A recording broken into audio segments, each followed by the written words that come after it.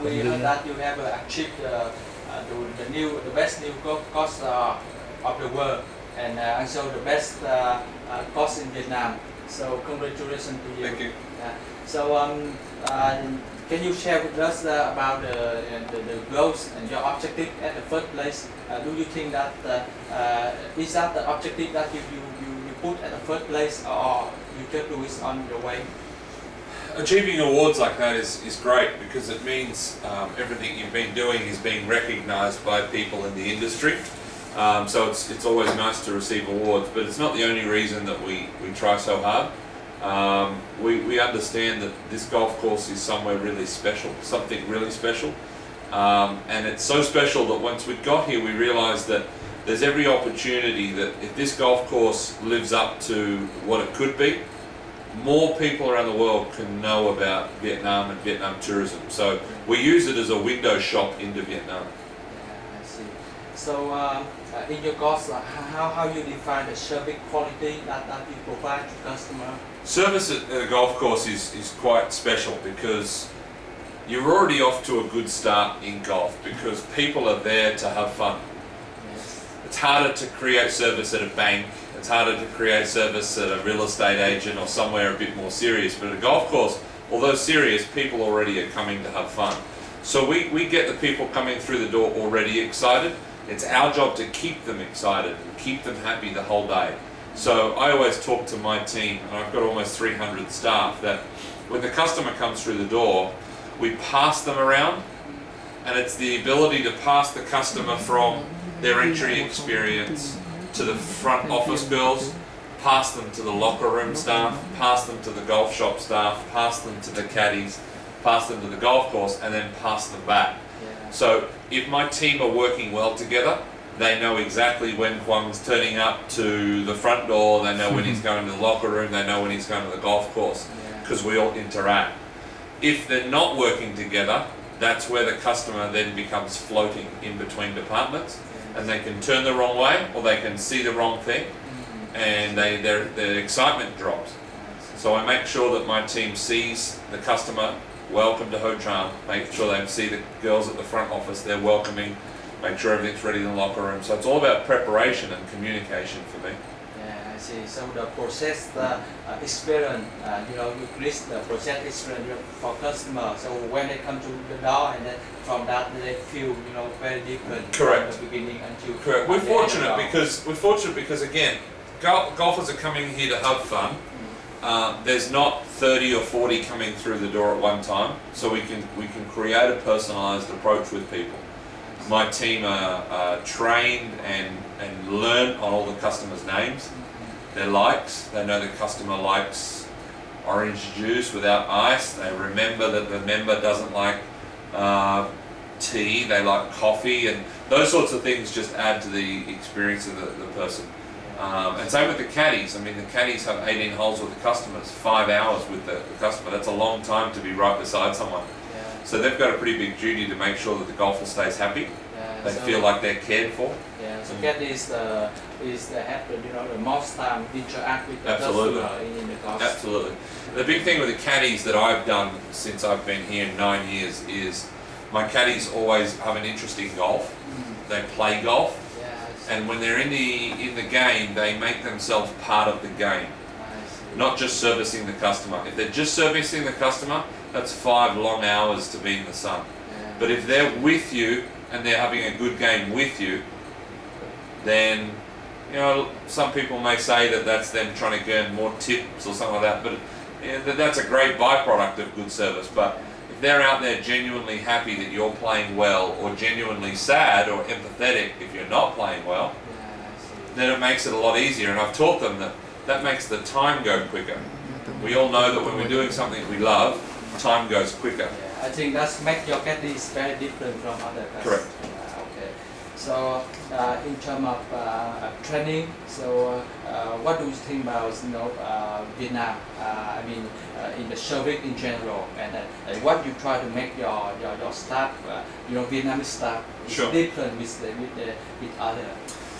I don't think that I approach training differently with Vietnamese people that I would if I went and worked in Thailand or even in my own country in Australia.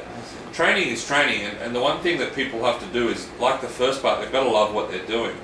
So it's easier to train someone that someone has an interest in it. I see. So creating a passion and exposure to passion is one thing. So we show the caddies what golf can do with people and make them excited and make them having fun, and then try and enter them into that sort of experience as well. Then it's easier to teach them.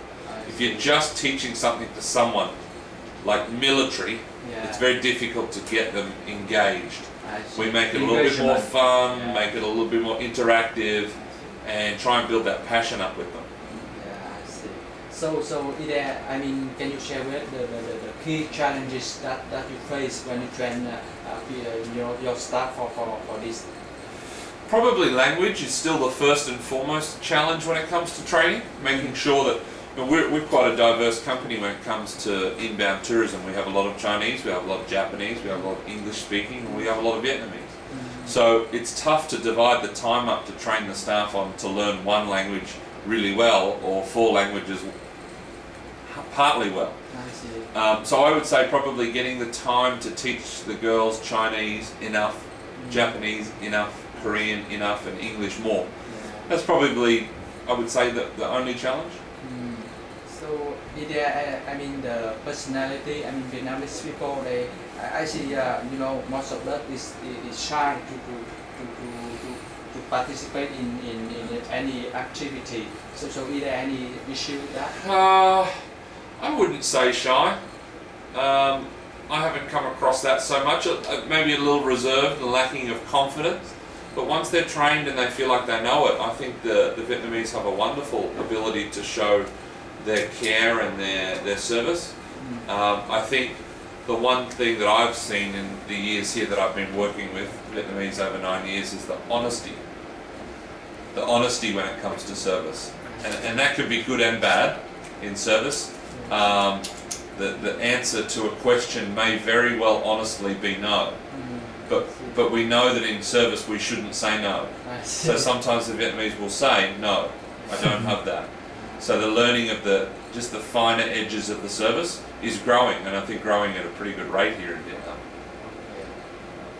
So I have a question about the leadership style that your management, apply. Sure. Do you try to make a friendly environment, or you try to keep a distance, with your staff? No, I don't get hung up on whether I'm with them, above them, lead them, and all that. I pick a good head of department team. I empower them to do their job. They know that they run their their department. Sonia runs the sales, Tram runs the golf shop, G runs the office, Ali runs the maintenance. And they may falter a month, but I won't let them falter the next month. So on their budget, on their staff turnover and retention, they've got full right for that.